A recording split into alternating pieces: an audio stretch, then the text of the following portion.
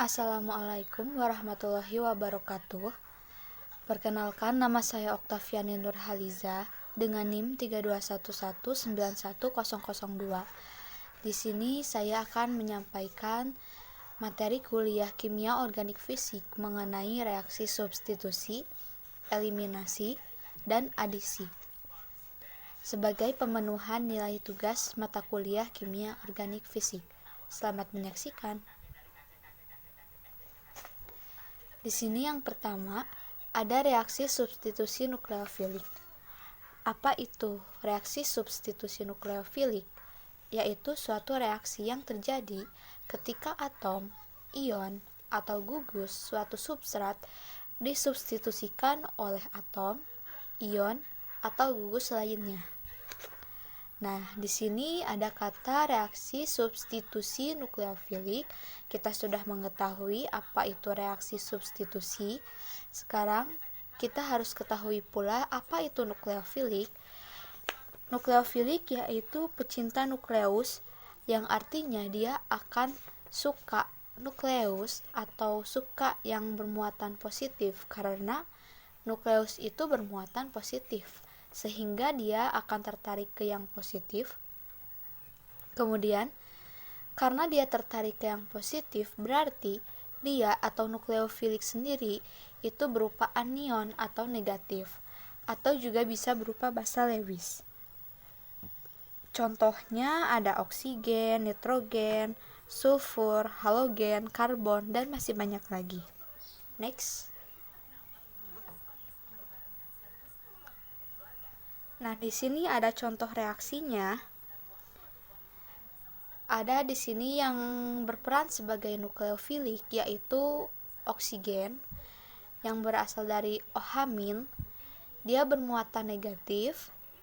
Kemudian dia akan menyerang suatu gugus, yaitu Br, di mana ini adalah suatu senyawa alkil halida, di mana bromnya itu akan melepas dari CH3CH2-nya, sehingga CH3CH2 itu karena dilepas oleh Br, sehingga CH3CH2 atau khususnya CH2-nya itu akan bermuatan positif, di mana yang bermuatan positif akan disukai oleh nukleus. Akan disukai oleh nukleofilik, yaitu nukleofiliknya di sini adalah OH-, sehingga OH- akan menyerang atau akan tertarik ke CH2, sehingga produk yang dihasilkannya itu adalah CH3CH2OH atau sering disebut dengan etanol, ditambahkan dengan gugus pergi. Gugus perginya itu siapa? Yaitu Br. Karena Br-nya terlepas dari CH3CH2, sehingga dia bermuatan negatif. Next. Nah, di sini ada jenis-jenis reaksi substitusi. Yang pertama ada SN1 dan yang kedua ada SN2. Apa perbedaannya? SN1 terjadi secara bertahap dan menghasilkan suatu rasemat. Kenapa menghasilkan suatu rasemat? Karena dalam penyerangan nukleofilik terhadap suatu karbokationnya itu ada yang terjadi penyerangannya itu ke arah atas dan ada yang ke bawah, sehingga menghasilkan suatu rasemat dengan perbandingan 50:50. Kemudian reaksi terjadi lebih cepat jika substrat merupakan karbon tersier, sehingga kestabilannya atau laju reaksinya itu lebih besar pada karbon tersier, kemudian pada karbon sekunder, kemudian pada karbon primer. Sedangkan untuk SN2 terjadi satu tahap reaksi dan reaksinya akan lebih cepat jika substrat merupakan karbon primer. Itulah perbedaan dari SN1 dan SN2. Kita langsung saja ke SN1. Yang pertama, di sini ada tahap satunya, yaitu tahap ionisasi. Di sini ada gugus pergi. Gugus perginya yaitu Br. Sebelum melepas, dia akan mengalami transisi terlebih dahulu, yaitu keadaan transisi 1, di mana nantinya Br akan melepas dari karbon. Ketika Br lepas dari karbon, maka terjadilah atau terbentuklah zat antara yang dinamakan karbokation, sehingga karbonnya ini akan menjadi bermuatan positif dan Br-nya itu menjadi gugus pergi, yaitu bermuatan negatif. Kemudian tahap kedua yaitu serangan nukleofilik terhadap karbokation. Nah, nukleofilik di sini yaitu ada oksigen dari air H2O. Dia akan tertarik ke yang positif. Yang positifnya itu adalah zat antara yang tadi, yaitu karbokation.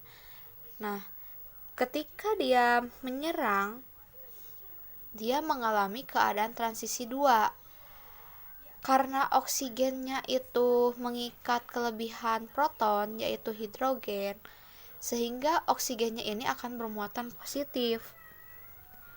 Nah, kemudian pada tahap ketiga, dikarenakan oksigennya bermuatan positif atau kelebihan proton, maka akan ada serangan kembali atau ada pengikatan kembali oleh air dalam pelarutnya untuk mengikat hidrogen yang kelebihannya, sehingga airnya di sini akan mengikat hidrogen dan hidrogen akan lepas dari OH, sehingga oksigen di sini tidak akan bermuatan positif lagi, sehingga dia menjadi stabil menjadi suatu produk, yaitu tersier butil alkohol, dan H2-nya itu H2O-nya itu akan bermuatan positif karena dia kelebihan hidrogen, yaitu menjadi H3O, sehingga mengalami muatan positif.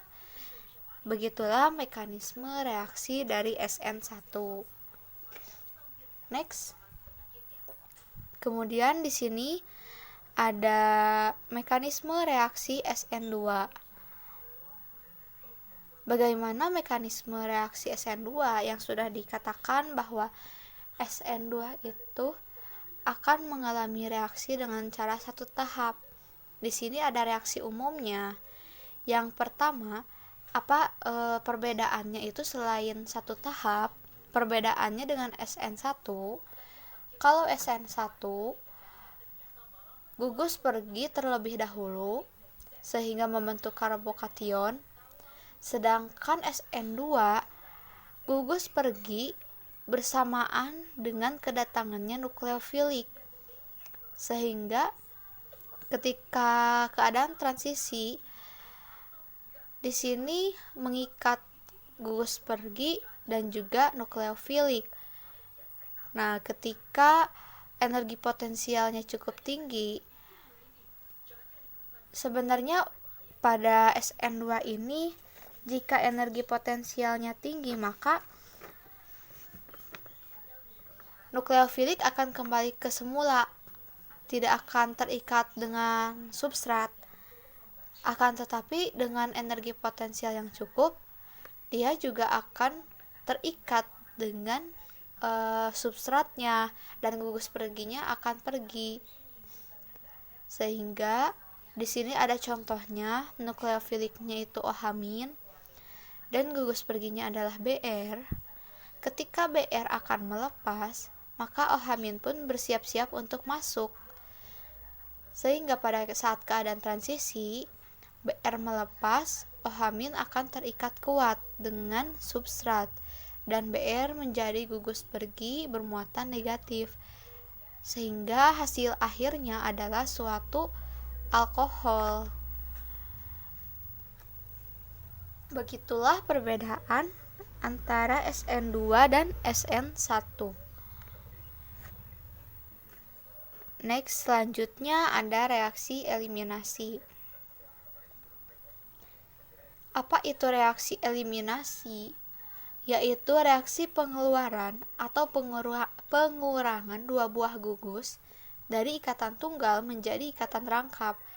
Reaksi umumnya adalah di sini ada contoh memiliki gugus fungsi Y sama Z.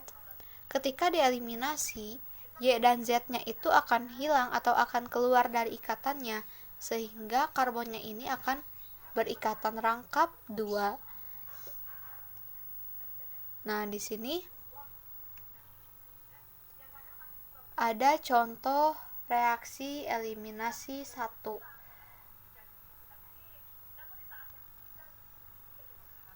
Seperti halnya SN1 dan SN2, perbedaannya adalah untuk eliminasi 1, dia akan mengalami beberapa tahap, sedangkan E2-nya itu akan mengalami 1 tahap.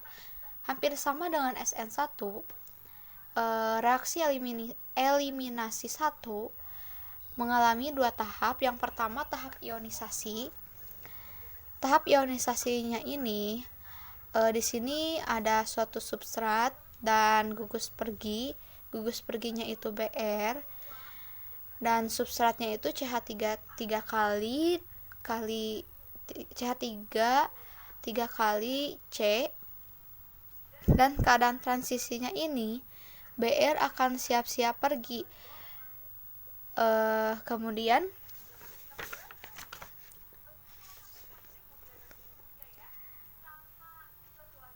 terbentuklah suatu zat antara, yaitu karbokation, dan gugus perginya yaitu Br, yaitu bermuatan negatif. Nah, pada tahap 2 biasanya hidrogen di sini ada basa yang akan tertarik pada hidrogen pada atom karbon CH3. Nah, oksigen ini akan tertarik ke hidrogen dan merebut proton dari karbokation, sehingga hidrogennya lepas dan mengalami keadaan transisi kedua. OH2 akan mengikat hidrogen sehingga menjadi H3O+, dan CH2-nya ini karena kehilangan proton hidrogen sehingga dia akan bermuatan sehingga dia akan berikatan rangkap 2. Seperti itu untuk eliminasi 1, sehingga dapat disimpulkan bahwa ini suatu alkil halida dengan reaksi eliminasi dia akan menghasilkan suatu alkena, yaitu 2-metilpropena.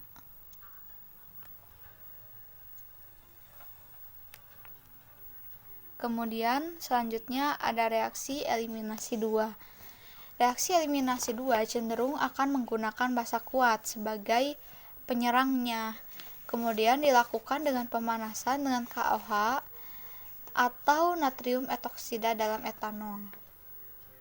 Jadi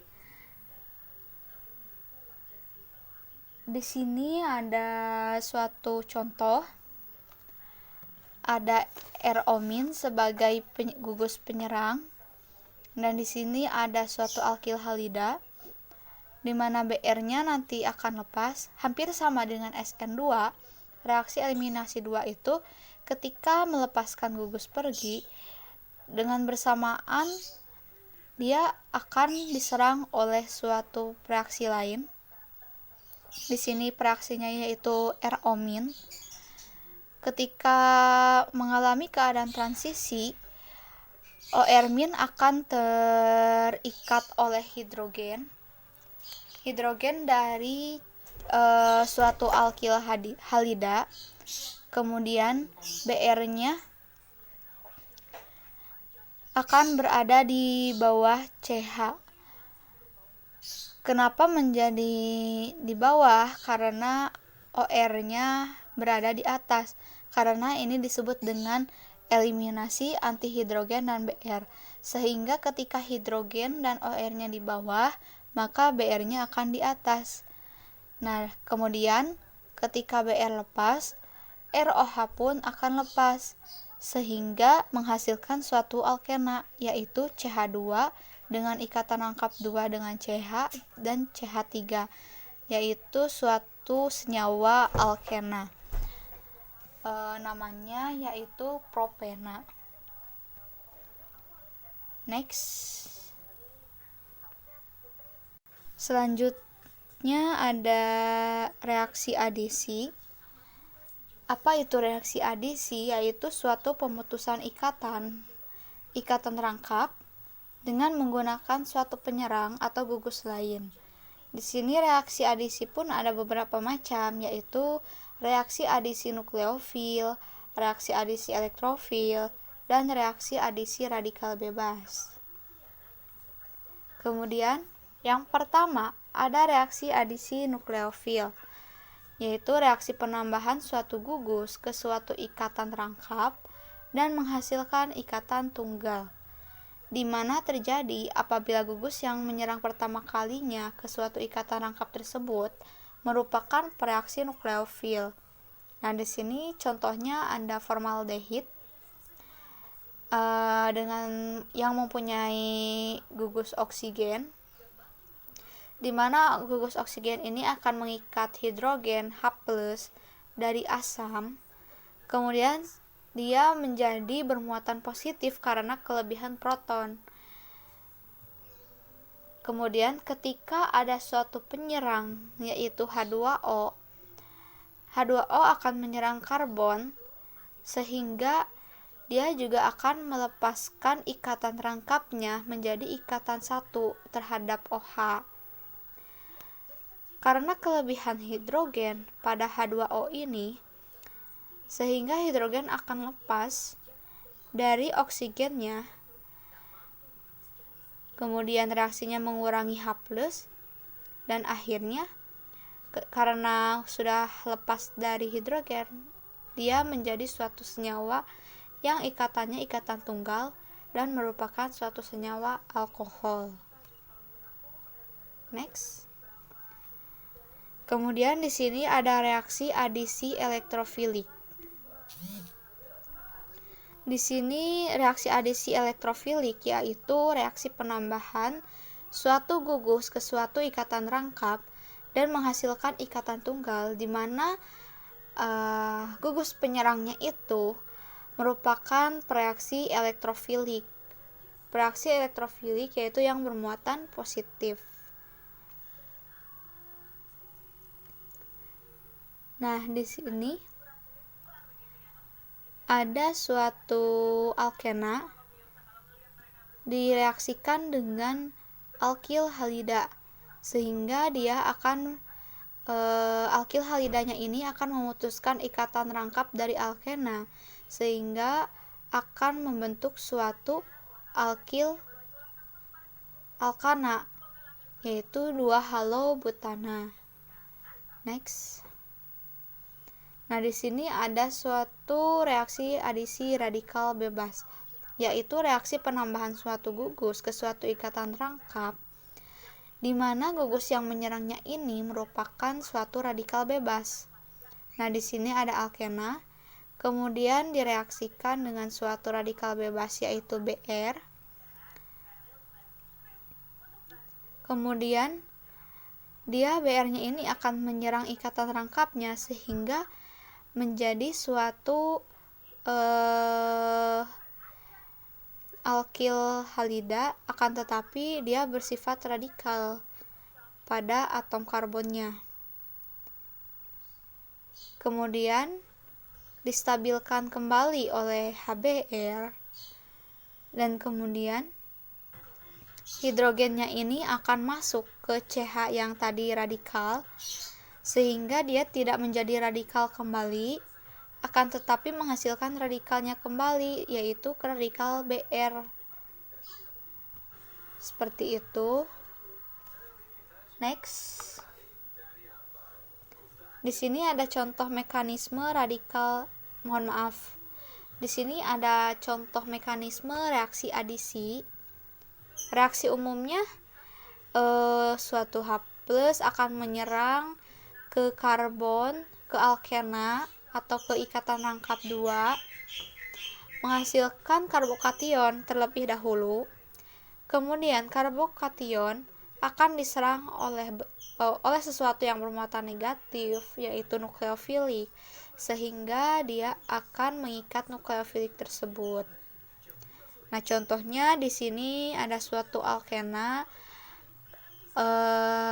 kemudian ikatan rangkapnya 2 itu diserang terlebih dahulu oleh elektrofil, sehingga akan menghasilkan ikatan tunggal, namun salah satu karbonnya akan bermuatan positif, yaitu disebut dengan karbokation. Dan jika diserang oleh nukleofiliknya itu Cl, berarti dia akan menjadi suatu alkil halida di sini. Dan kemudian ketika karbokationnya ini diserang oleh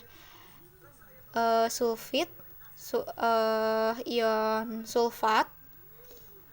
sulfat, maka dia akan mengikat di karbokationnya, sehingga dia akan yang terikatnya itu adalah sulfatnya. Seperti itu untuk mekanisme reaksinya.